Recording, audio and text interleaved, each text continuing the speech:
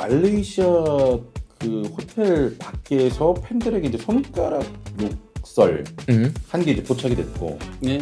그리고 뭐 가르나초 역시 저렇게 이제 손가락 욕설, 그리고 자신을 따라오면서 촬영하는 팬을 밀치거나 팬 사인회에서 이제 무성의한 태도를 보이면서 많은 지금 비판을 받고 있는데, 이게 맨유 선수들이 조금 이상해요. 지금 팬들에게 욕설을 했다는 내용인데, 지금 맨유 아시아 투어 중에 태도 문제로 지금 여러 가지 구설에 오르고 있거든요. 네. 일단은 디알로가 말레이시아 그 호텔 밖에서 팬들에게 이제 손가락 욕설 한 게 이제 포착이 됐고, 네. 그리고 뭐 가르나초 역시 저렇게 이제 손가락 욕설, 그리고 자신을 따라오면서 촬영하는 팬을 밀치거나 팬 사인회에서 이제 무성의한 태도를 보이면서 많은 지금 비판을 받고 있는데, 일단은 아마도 디알로 같은 경우는 뭔가 해명하긴 했어요. 네, 뒤에 이제 보여주시면은, 예, 디알로가 일단 처음에는 나는 사람을 존중하지만은 내 어머니를 모욕하는 사람은 존중하지 않는다. 그렇게 반응하면 안 됐지만 후회는 없다. 이렇게 얘기를 했고, 다시 한번 또 이제 SNS에 올린 내용은 다시 말하지만은 나는 상처를 줄 의도가 없었다. 네. 욕설을 한 사람한테 대응했을 뿐이다.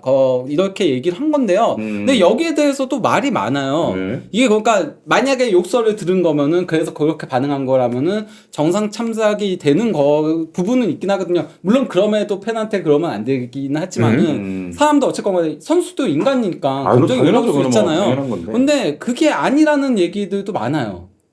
그러니까 엄마 욕한 게 아니다? 예, 그 버스 안에서 이미 그랬다라는 얘기도 있고, 내리면 실제 그 막 사진들이 되게 많잖아요. 네. 근데 사진, 영상 뭐 이런 거에서 버스 안에서부터 이미 손가락 욕을 했다라는 그런 영상도 올라온 것도 있기도 하고, 그리고 내리면서 이미 손가락을 들면서 내렸다라고 하거든요. 그때 그러면 그런 욕설을 들을 수 있었냐. 약간 그러니까 막 말레이시아 팬들 같은 경우는 거짓말하지 마라. 지금 와서 이게 문제되니까 거짓말하는 거 아니냐. 이런 얘기들도 있는데, 이건 저희가 확인을 못하니까. 그렇죠. 예, 확인 못하니까 저희가 함부로 얘기할 수는 없는 사안이긴 합니다. 일단 뭐 이게 뭐 이 욕설과 관련해서는 뭐 변명이다, 뭐 사실이다, 이제 여러 가지 좀 비엉켜 있는 것 같고. 어쨌건 가르나초는 좀 전체적으로 비판을 듣고 있긴 해요. 왜냐면은 무성의한 태도 같은 것들도 있었기 때문에. 그래서 가르나초는 그렇고 아마드는 조금 반반으로 갈려 있긴 해요. 그렇습니다. 자, 이런 가운데 이제 맨유 출신 베컴이 쓴소리를 한 번 했어요. 그러니까 유럽이든 아시아든 어디를 여행하든 우리는 팬들을 존중했다. 그리고 뭐 맨유 엠블럼이 무엇이 의미하는지도 이해했었다. 맨유 힘든 시기 보내고 있는데 최근 클럽에서 벌어지는 일은 보기 힘들다. 경기장 위에서의 모습도 중요하지만 팬이자 맨유를 사랑하는 사람으로서 내 눈에 옳지 않은 것들이 많이 보인다.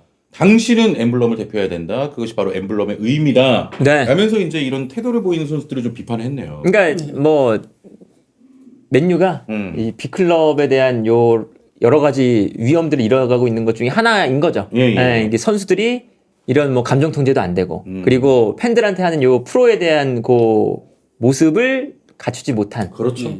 그런 선수들도 많다. 그래서 그 이제 가르나초 욕 먹는 것 중에 하나가 사인회예요. 사인회 영상이 있는데, 맞아. 거기에 막 하품하고 이렇게 악수를 하는데 막 이러고 막 거르고 있고. 진짜 귀찮아 보이더라고. 근데 옆에 있는 진짜 스타 뷔페는 엄청 열심히 막 엄청 열심히 하고 팬이 얼굴 보니까 바로 웃어주고 뷔페도 저렇게 하는데 네가 뭐라고 아픔 이렇게 되는 거죠. 맨유 선수들이 지쳐 있는 건 맞긴 해요. 왜냐면은 시즌 끝나자마자 바로 말레이시아 가고 바로 홍콩 가고 이 비행 거리도 장난 아니라고 하고, 이것 때문에 그거에 대한 이제 비판도 되게 많아요. 그러니까 맨유 이제 전담 기자들 같은 경우는 이런 식으로 구단 운영하는 것도 문제가 있다. 그러다 보니까 선수들이 신경이 조금 날카로워져 있고, 그래서 이번 투어 완전히 조금 망한 것 같다라는 식의 얘기들도 하고 있긴 하거든요. 그런데 그럼에도 어쨌건 간에 여러 팬들이 와 있잖아요. 그렇죠. 그 애들도 있고 한데, 최대한 참았어야 됐다라고 생각을 합니다. 베컴 같은 경우는 솔직히 말하면 월드컵 때 그 시메온의 도발에 넘어가가지고 이렇게 발로 차고 퇴장당했잖아요. 그러고 나서 살해 의혹까지, 그 협박까지 받았어요. 살해 협박을 받으면서까지도, 그래서 이제 퍼거슨 감독이 베컴 보호하려고 라커룸에서 지내게 하고 막 이랬었거든요. 그런데도 팬들한테 어떻게 그런 식으로 대응한 적이 없거든요. 예, 저게 프로인 거거든요. 그렇죠. 아무래도. 맨유가 이제 뭐 팀 성적도 그렇고 유로파리그 우승도 좀 놓치다 보니까 여러 가지 안 좋은 것들이 막 지금 껴있는 가운데 맞아요. 이렇게 이제 선수들의 프로 의식이 결여된 이런 태도 논란까지 나오니까 조금 많은 비판을 좀 받고 있고 지탄을 받고 있는 것 같습니다. 자, 이제 맨유 마지막 소식인데 쿠냐 오피셜 떴습니다. 자, 그러면서 이제 쿠냐 오피셜 전해드리면서 이 버릴 선수는 누군지, 남길 선수 누군지 한번 종합적으로 살펴보도록 하죠. 맨유가 이제 구단 공식 홈페이지를 통해서 이제 쿠냐의 오피셜 발표를 했습니다. 네. 예, 뭐 다음 시즌 어떻게 맨유 좀 기대가 되는 선수? 그쵸. 그러니까 이게 사실 마지막 좀 끝물이다. 예. 왜냐면 이제는 이렇게 구단만 보고 맨유라는 팀만 보고 오는 선수가 이제는 거의 마지막일 것 같아요. 예, 네, 근데 예. 쿠냐가 진짜 여러 이제 빅클럽들의 제안도 많이 받았지만 난 맨유. 네, 어릴 때부터 팬이었으니까. 네, 그래서 이제 온 건데 그래서 10번을 요구했다고 하죠 실제로. 그래서 이제 어쨌든 요 선수가 일단 성공하냐 못하냐도 맨유한테는 되게 중요할 것 같다. 그렇죠, 이제는. 그렇죠. 예. 어떻게 보세요? 저는 쿠냐 영입은 그래도 물론 뭐 이정료가 조금 들어가긴 했고 이 선수가 조금 기복이 있는 선수긴 하지만은 그래도 최근에 영입한 맨유 공격수들 중에서는 가장 검증됐고 네. 예, 가장 나은 선택지에 가깝긴 하다. 네, 예, 그러니까 뭐 호일룬이라던가 지르크지라던가 이 선수들은 너무 어린 선수들이었거든요. 그리고 네. 예, 큰 무대에서 보여준 것도 조금 부족했고 반면에 쿠냐 같은 경우는 그래도 뭐 큰 무대 경험들도 있고 브라질 대표팀이라던가 아니면 아틀레티코 마드리드라던가 그리고 또 이제 프리미어리그에서 검증된 그렇죠. 부분들도 예. 있기 때문에 예, 선수 자체로는 좋은 영입이긴 하다. 예, 뭐 울브스에서도 보여준 게 많으니까 이제 네. 좀 기대가 되는 영입이고, 자 지금부터는 이제 버릴 선수와 이게 좀 적절한 제안이 들어오면 팔 가능성이 있는 선수, 그리고 뭐 남겨야 되는 선수 이렇게 좀 정리를 해볼 텐데 네. 일단은 우리 머리 위에 저번에도 전해드렸습니다만 에반스, 린들레프, 에릭슨은 이제 정리가 된 거고요. 그렇죠. 계약 만료. 예. 계약 만료. 자 그리고 이제 동그라미 저 초록색이 일단 뭐 남겨야 되는 선수고, 그리고 이제 세모로 표기되어 있는 선수가 좀 가능성도 수도 있는 있다. 선수죠. 네. 갈 수도 갈 수도 있는 있다. 선수고. 네. 그리고 X는 이제 팔아야 되는 선수인 거죠. 네. 네. 예. 이렇게 이제 좀 기재를 해놨는데 혹시 뭐 어떻게 좀 보세요?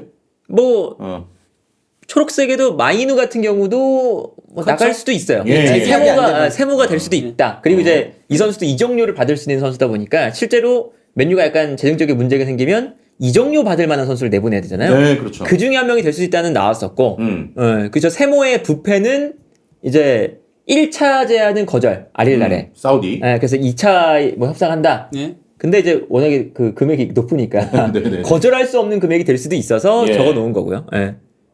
X는 X는 저번에도 저 이제 전해드렸습니다만 저게 이제 나간다가 아니라 쉽지 않은 맨유의 상황인 희망사항. 내보내야 네. 된다. 희망사항이에요, 저거는.